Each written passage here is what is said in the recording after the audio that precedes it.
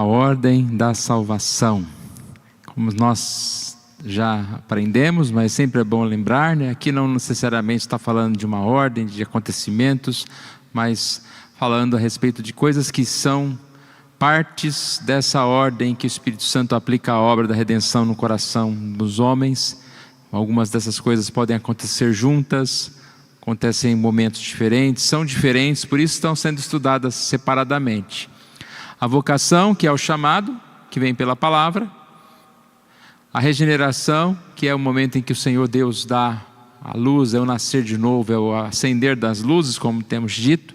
A conversão é a resposta a essa luz acesa, em mudarmos no nosso caminho, e aí nós realmente mudamos quando entramos participando aí com a fé e o arrependimento, mostrando a questão da nossa nova vida. E hoje nós vamos estudar a justificação. É um tema que acredito que é muito oportuno e talvez os irmãos já tenham uma definição boa, mas eu gostei muito desse estudo porque ele vai clarear bem para nós aqui alguns aspectos importantes na justificação. Sempre o estudo começa falando de termos escriturísticos, são palavras do grego, do hebraico, que estão relacionados ao que nós estamos estudando. Então, justificar, no Antigo Testamento, tem essas duas palavras aí que eu não vou ler, exprimem a ideia de que Deus, na competência de juiz, declara o homem justo. Aí a gente já começa com a definição que vai ter que ficar pelo menos essa na nossa cabeça. Justificação é declarar justo. Deus nos declarando justo. Isso não significa que nós somos justos. Um juiz competente pode declarar, dar a sentença para alguém e livrá-lo daquele momento, daquela cadeia, e não necessariamente porque ele não fez nada, né? Mas por momento de estar sendo pago ou uma fiança ou pagou uma pena. E nós sabemos que no nosso caso somos declarados justos porque Jesus pagou o preço, então o juiz declarou justo. Então essa é a frase que no final tem que ficar, no mínimo isso, esta ideia, que ela vai ser repetida aqui algumas vezes. Então, fala a respeito não de uma mudança moral efetuada por Deus no homem, mas aqui está relacionado a uma declaração divina com referência ao homem. Mudança moral tem a ver com santificação, tem a ver com outras coisas. Aqui nós estamos falando de justificação, que é a declaração de Deus para nós. Não estou falando que não tenha mudança moral, mas o termo justificação não está relacionado com a mudança moral, está relacionado com a sentença dada por Deus. É como se dissesse que justificação é o contrário da condenação, que é o contrário da pena, né? É o ser livre, é o ser perdoado pelos pecados. Uma passagem bem clara que fala sobre isso, que diz: bem-aventurado aquele cuja iniquidade é perdoada, cujo pecado é coberto. Bem-aventurado o homem a quem o Senhor não atribui iniquidade, em cujo espírito não há dolo. Está falando de alguém bonzinho, de alguém que não cometeu pecado, de alguém que mereceu perdão? Não está falando que a iniquidade foi perdoada. E mais abaixo aqui, pecado coberto. Depois ele ainda diz que o Senhor não atribui a iniquidade. Deveria atribuir, ou seja, poderia atribuir essa iniquidade. Mas nós somos justificados, declarados justos. É uma doutrina muito importante para nós. E ela fala a respeito, né? De você chegar diante do juiz e ele te dá a sentença. Você está livre. Você está perdoado. É muito, muito bom ouvir isso de Deus. Vou ler mais algumas passagens aqui. Mas antes aqui o termo do Novo Testamento, esse aqui dá para ler, é de Caios, termo grego que fala sobre a justificação, justificar, o justo. Mais uma vez, a mesma ideia de declarar justo colocado em oposição à condenação.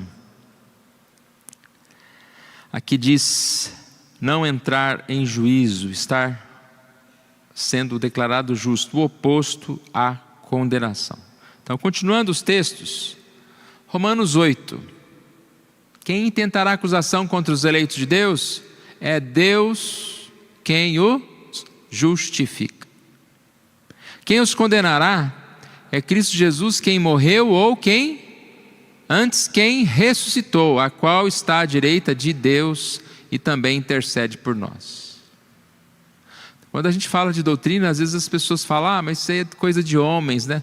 Não, na verdade, a doutrina é a palavra de Deus colocada de uma forma mais clara. No caso aqui, uma teologia sistemática, é mais sistematizada, para que a gente entenda, compreenda. O texto não está dizendo exatamente isso que nós estamos falando? Quem tentará acusação é Deus quem o justifica. Aqui diz também que Cristo morreu e ressuscitou, intercede por nós, nos deu o perdão, nos deu a justificação. Tem alguns textos mais longos aqui, eu vou procurar resumir. Aqui ele diz, no verso 23, pois todos pecaram e carecem da glória de Deus, sendo justificados. Olha o termo justificados aqui, é o termo que nós estamos estudando. Justificados gratuitamente por sua graça, mediante a redenção que está em Cristo, a quem Deus propôs no seu sangue como propiciação mediante a fé, para manifestar a sua justiça, por ter Deus na sua tolerância deixado impunes os pecados anteriormente cometidos, tendo em vista a manifestação da sua justiça no tempo presente, para Ele mesmo ser justo e o justificador daquele que tem fé em Deus. Então Deus, na sua tolerância, deixou os pecados impunes, ou seja, Ele perdoou os pecados. Lá no finalzinho do nosso estudo nós vamos falar sobre oposições à doutrina da justificação. Então não vamos falar isso agora, mas alguém pode dizer, mas deixar impune, não é errado isso? Fez coisa errada, tem que pagar, né? Lá no final a gente vai falar um trechinho sobre isso também. Mas o fato aqui está dizendo é que Deus nos perdoou, nos justificou os nossos pecados. Mais um texto. Em verdade vos digo, quem ouve a minha palavra e crê naquele que me enviou, tem a vida eterna. Não entra em juízo, mas passou da morte para a vida. Aqui é uma ideia legal, né? De sermos perdoados. Aqui vem então um resumo, repetindo aquilo que eu falei logo no início. Justificar não significa tornar justo, mas declarar justo. Dá para entender a diferença disso? Tornar justo e declarar justo? Tornar justo é se de um momento por outro, Deus, na sua salvação, tornasse a gente um santo perfeito, que não errasse mais. E nós pudéssemos ser uma pessoa totalmente justa, no sentido geral. Não é, a ideia não é essa, tornar justo, mas declarar justo. Eu, diante de Deus, eu sou santo. É difícil usar esse termo, né? Principalmente nós, como nós somos pecadores. Mas por que você pode falar, eu sou santo? Por que você pode falar isso? Porque Deus te vê assim. Ele te tornou justo, Ele te tornou santo. Por quê? Você não tem mais pecados? Não. Porque Ele perdoa os seus pecados. Mas mesmo pecando mais para frente, Ele perdoou os seus pecados. E na sequência aqui a gente vai ver algumas coisas a respeito disso, como a confissão, como o arrependimento, etc. Mas é uma doutrina muito interessante. A gente não precisa andar por aí, né, como se nós fôssemos alguém assim, quase que sujeito o tempo todo à ira de Deus, à condenação. Porque por mais santo que nós sejamos, nós sabemos o quanto somos pecadores, né? Quanto nós ainda pecamos. Mas Deus nos permitiu viver como santos, nos perdoou os pecados. Se os irmãos tiverem perguntas, vai anotando aí na cabeça, ou anota. Se quiser perguntar, depois mais no final, pode perguntar. Comentar também. Pode-se definir justificação como aquele ato jurídico de Deus, pelo qual Ele declara o pecador justo com base na perfeita retidão de Cristo. Olha que resumo bom. Deu para entender o que é justificação? Declarar justo. Um ato jurídico. Ele é o juiz, Ele é o dono de toda a terra. Ele pode salvar quem Ele quer, tem misericórdia de quem Ele quiser, não tem de quem Ele não quiser. E Ele quis, para aqueles que são seus, para aqueles que em Jesus Cristo, que pela fé aceitam, recebem Jesus Cristo, declarou-nos, o pecador declarou o pecador justo com base na retidão de Cristo. É um exemplo que a gente usa para muitas coisas, né? O ladrão na cruz, né? Aquele não teve tempo de descer, de fazer boa obra, de nada. Ele só ali naquele momento, ele está em contato com Jesus, e Jesus pergunta se ele quer estar ali com Jesus, e ele está diante de Jesus, e hoje mesmo estarás comigo no paraíso. Ele foi declarado justo, mesmo um homem que estava lá num lugar de morte, e ele reconheceu que ele era pecador. Ele mesmo falou isso com outro parceiro lá: nós estamos aqui porque nós merecemos, mas Deus olhou para ele e tornou justo. Diferenças entre justificação e santificação, porque são doutrinas que às vezes são um pouco, digamos assim, misturadas na nossa cabeça, tá? Nós vamos tratar de santificação numa próxima data, é o próximo estudo.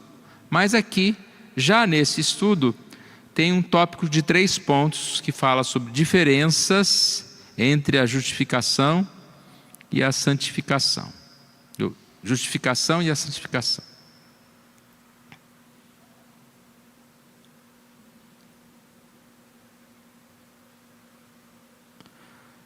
Então vamos lá. Primeiro, a justificação elimina a culpa do pecado e restaura o pecador a todos os direitos de filho de Deus, incluindo a herança eterna. Então eliminou o quê? A culpa do pecado. A santificação elimina a contaminação do pecado e renova o pecador em conformidade com a imagem de Deus. Então nós somos justificados. Então quem tentará acusação? É Deus quem o justificou. Temos culpa. Santificação elimina a contaminação, ou seja, a santificação, que nós vamos estudar uma outra oportunidade, mas desde já podemos definir como essa obra do Espírito Santo nas nossas vidas, que vai nos conduzir nesse trabalho de desvestir do pecado, de afastar daquilo que é errado, daquilo que é ruim, e de buscar o que é bom, ou seja, de melhorarmos, estarmos mais próximos do céu aqui na própria terra. Isso é um processo de santificação. Ponto 2. A justificação realiza-se fora do pecador, no tribunal de Deus, embora seja apropriada pela fé. A santificação realiza-se na vida interior do homem e afeta gradualmente todo o seu ser. Justificação fora. Por quê? Nos tribunais lá, o juiz, você não teve participação nenhuma, o juiz julgou e o juiz te declarou justo. Santificação dentro. Por quê? Porque a santificação vai ser realizada no nosso coração. Nós vamos fugir da idolatria, daquilo que no nosso coração deseja colocar o eu no trono. Então dentro do coração nós vamos passar a colocar Deus, a partir da ação de Deus, do Espírito Santo que opera em nós. 3. A justificação acontece de uma vez por todas, não é repetida, nem um processo. Completa-se instantaneamente para sempre. A santificação, por outro lado, é um processo contínuo que não se completa na vida atual. Então eu falei isso, né? A santificação é um processo Que grau de santidade que você está? Ixi, tem muito caminho ainda, né? Enquanto nós estivermos vivos, nós temos caminho para prosseguir. E devemos lutar, né? A Bíblia fala, desenvolver a salvação com temor e tremor, buscai, santificai-vos. Tem textos sérios, né, que falam sem a santificação, sem a qual ninguém verá o Senhor. A justificação, uma vez, não é? Justificou, declarou justo, a semana que vem acha que não é mais justo, não. Então não perde a salvação. Ele nos justificou, Ele nos escolheu, e ela não repete e nem é processo.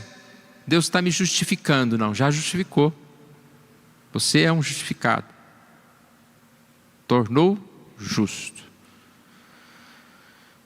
Elementos da justificação: perdão de pecados com base na justiça de Jesus Cristo que nos é imputada. Pela justificação nós temos perdão dos nossos pecados. Estou citando o exemplo de uma pessoa presa. Ela foi perdoada do seu pecado. Que pecado? Todos. Passado, presente, futuro. Toda a culpa, toda a penalidade. Romanos 5, 20, 21. Sobreveio a lei para que avultasse a ofensa, mas onde abundou o pecado, superabundou a graça, a fim de que, como o pecado reinou pela morte, assim também reinasse a graça pela justiça para a vida eterna mediante Jesus Cristo, nosso Senhor. Essa graça atingiu a nossa vida. Hebreus: porque com uma única oferta aperfeiçoou para sempre quantos estão sendo santificados. Então, nós somos aperfeiçoados, somos perdoados por Deus, pelos méritos de Jesus, por aquilo que Jesus fez por nós. E aqui vai um tópico importante a gente citar. Se Cristo já morreu por nós, e nós estamos dizendo que nós somos justos, Deus nos tornou justo. No caso, então, não haveria necessidade de pedir perdão pelos pecados? Que pecado? Você é justo? E eu vou fazer questão de ler aqui, para ficar bem claro para nós. Parece contraditório, né, pelo fato de Cristo ensinar os discípulos a pedir perdão pelo pecado, e pelo fato de santos na Bíblia serem muitas vezes encontrados rogando por perdão e obtendo. Ou seja, tem várias passagens da Bíblia que falam de pessoas pedindo perdão e que nós somos chamados a pedir perdão. Mateus 6,12, por exemplo: Pai, perdoa as nossas dívidas assim como nós temos perdoado aos nossos devedores. Salmo 32,5: confessei-te o meu pecado, a minha iniquidade não mais ocultei. Disse: confessarei ao Senhor as minhas transgressões, e tu perdoaste a iniquidade do meu pecado. E a explicação para isso, ela está no fato de que em si mesmo os pecados dos crentes ainda constituem culpa, embora a culpa já esteja coberta. Ou seja, quando nós pecamos, o que vem sobre nós? Tristeza, culpa. Sabemos que fizemos algo errado. Deixamos de ser justos, não somos mais justos por isso? Ou seja, a justificação perdeu efeito? Não. Ainda somos vistos por Deus como justos. Por quê? Porque Deus não olha o nosso pecado, Deus olha Jesus pagando o preço pelos nossos pecados, como nós falamos, do passado, presente e futuro. Nossos pecados futuros já foram perdoados. Então não precisa pedir. Não, por que precisa pedir? Porque o pedir perdão é algo que faz bem para nós, no sentido de que a nossa consciência precisa desse alívio, desse colocar-se diante de Deus, confessar diante de Deus nossos pecados. É como se nós estivéssemos indo até Deus e mostrando que nós reconhecemos que somos pecadores, e nós sentimos aliviados, porque Ele perdoa os nossos pecados. Eu vou continuar lendo aqui para esclarecer um pouco melhor ainda esse tópico. A consciência de culpa ainda permanece. Ainda quando? Mesmo depois de tornado justo. Mesmo depois da conversão. Quando você peca, a sua culpa ainda existe, correto? Ainda bem, né? Porque sou crente, agora eu peco, não sinto nada, né? Não. Você é crente, mas você peca e você sente culpa. A consciência de culpa ainda permanece. E naturalmente, estimula o crente a confessar seu pecado e procurar a certeza confortadora do perdão. Que a consciência do perdão, repetidamente obscurecida pelo pecado, é avivada. Ou seja, quando nós oramos,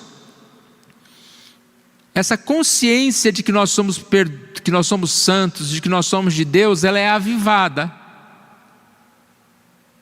fortalecida, outra vez pela confissão, pela oração, bem como pelo exercício renovado da fé. Então, o fato de eu ser justificado não significa que eu não preciso mais pedir perdão ao Senhor. Pedir perdão ao Senhor, eu não estou pedindo para que eu seja justificado, para que eu seja salvo. Senão a gente entra naquele tópico que eu falei certa vez, né? Converte e desconverte, converte e desconverte. Não, a conversão é uma vez só. Aí eu pequei, eu desconverti, aí eu tenho que pedir de novo para o Senhor, eu aceito o Senhor Jesus como meu Salvador. Você não deixou de ter Jesus como seu Salvador porque você cometeu um pecado. Você pecou, você se afastou do Senhor. Você continua sendo salvo, continua sendo do Senhor. Mas você precisa confessar, não para ser aceito pelo Senhor, mas para que você tenha essa confiança que você está com Deus, que você está nos caminhos de Deus. Porque se fosse assim, irmãos, se não confessou o pecado, vai para o inferno, né? Então, se a pessoa morre repentinamente, lá não deu tempo dela confessar os pecados do dia, ela perdeu a salvação? Não é assim que acontece. Nós somos salvos, não é porque nós nós confessamos nossos pecados. Nós somos salvos porque Jesus Cristo nos salvou e pagou o preço dos nossos pecados. A confissão de pecados, ela está relacionada a essa necessidade que nós temos de ser libertos da culpa. Você, como um filho de Deus que conhece a verdade, você desobedeceu o seu pai, você precisa falar com ele. É um exemplo de você com o seu pai ou com a sua mãe. Você faz alguma coisa errada para com eles. Eles vão te abandonar? Eles não vão te abandonar. Você vai deixar de ser filho? Não. Mas aquele clima de fiz algo errado, ele precisa ser recuperado a partir da confissão, do filho pedir perdão para o pai, lá para a mãe. Então nós somos filhos de Deus e não deixamos de ser filhos de Deus. Mas quando nós pecamos, nós sentimos que essa comunhão com Deus foi abalada e nós precisamos confessar os nossos pecados. É nos sentir de novo pertinho do Pai. É um sentimento que a gente tem com um amigo. Sabe quando você tem um certo atrito com alguém? Enquanto você não conversar e você pedir perdão pessoalmente, falar com ele, você se sente mal, você vê a pessoa, você já acha que a pessoa nem quer falar com você, virou as costas para você. Você tem que acertar as coisas. Isso é algo parecido aqui. Na sequência, adoção de filhos.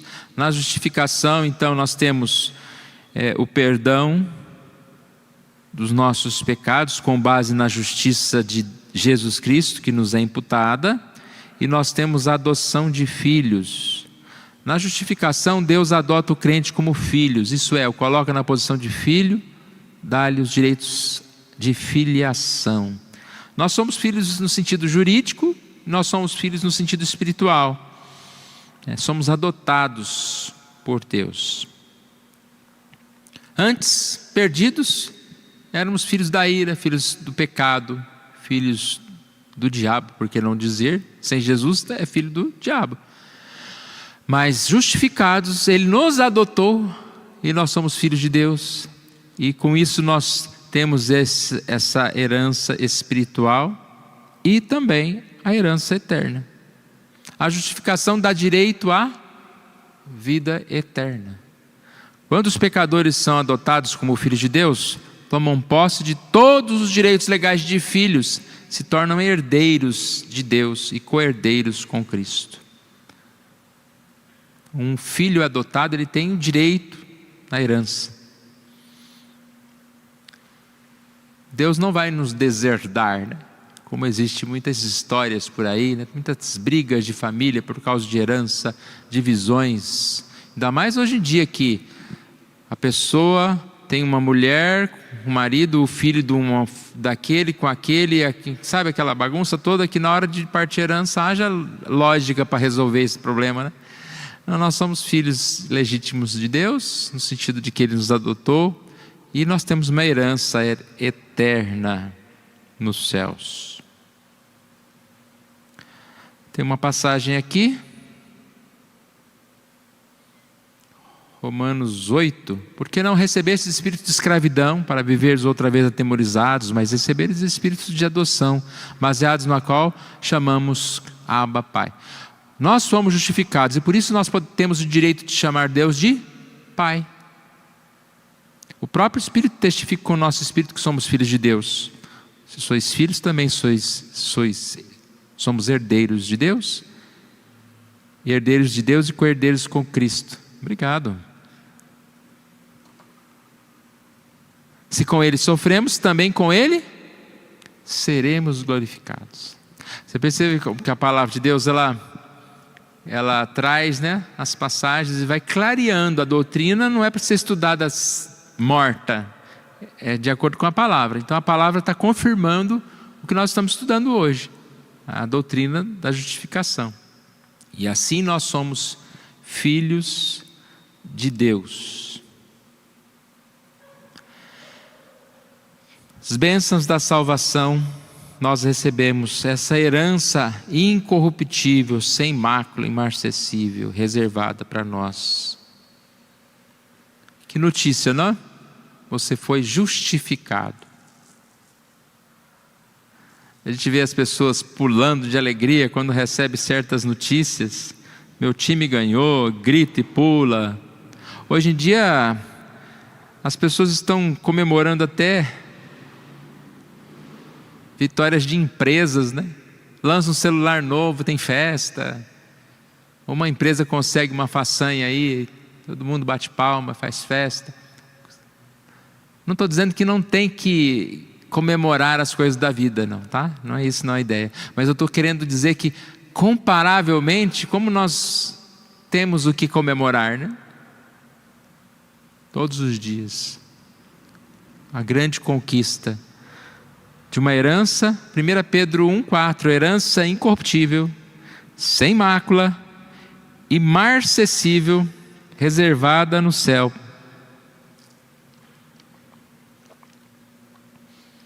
Não é herança da terra. A herança de Deus, para nós, justificados, é a herança dos céus.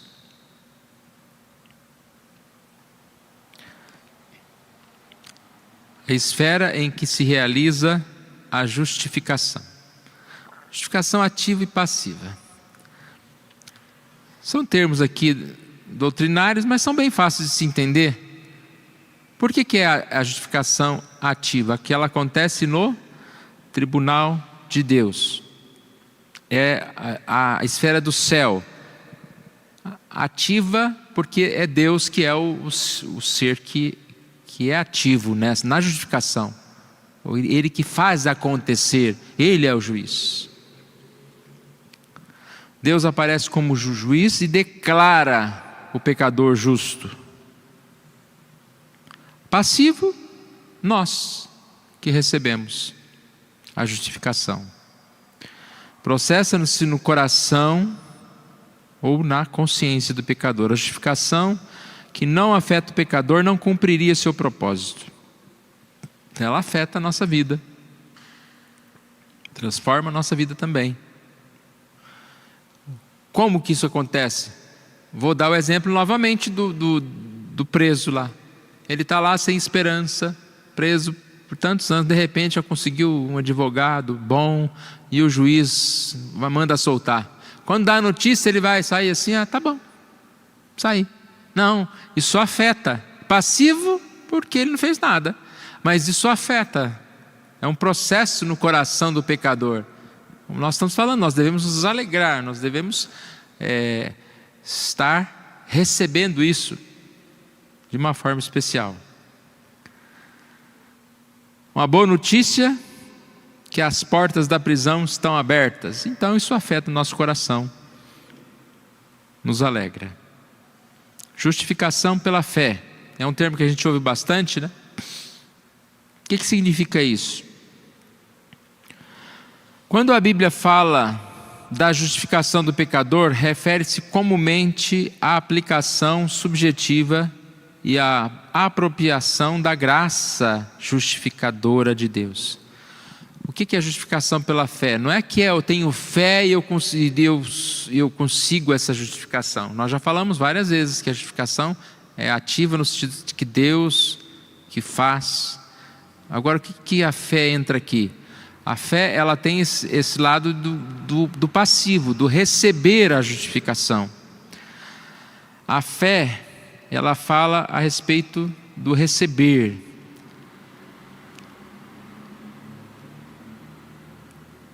Eu vou ler aqui mais um trechinho. É pela fé que nos apropriamos dos méritos de Cristo, como base de nossa justificação. E assim entramos na posse da graça justificadora de Deus. Pela fé, frequentemente chamada o órgão apropriante, que se toma posse. Ou seja, como que nós vamos receber essa justificação? Pela fé. Fé no quê? Eu estudei a palavra, eu vi lá que Cristo me morreu por mim e eu fui justificado. Pela fé eu creio nessa informação, na justificação. A base da justificação. A Escritura ensina que o homem é justificado gratuitamente pela graça de Deus e ele não pode, de maneira alguma, ser justificado pelas obras da lei. Então não foi por algo que nós fizemos. Vários textos bíblicos falam dessa forma. Romanos 3:24, por exemplo, sendo justificados gratuitamente por sua graça, mediante a redenção que há em Cristo Jesus.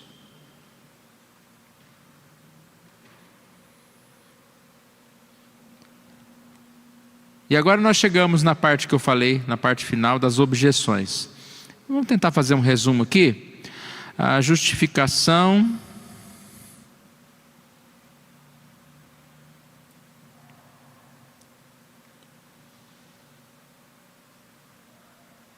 aqui não significa tornar justo, mas declarar justo. Pode-se definir justificação como aquele ato jurídico de Deus pelo qual Ele declara o pecador justo com base na perfeita retidão de Cristo.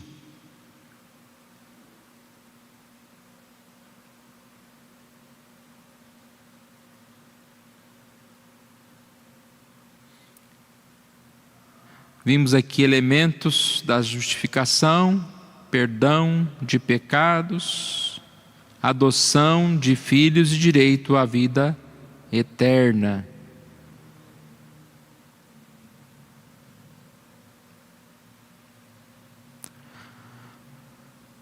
Vamos lá. Objeções à justificação.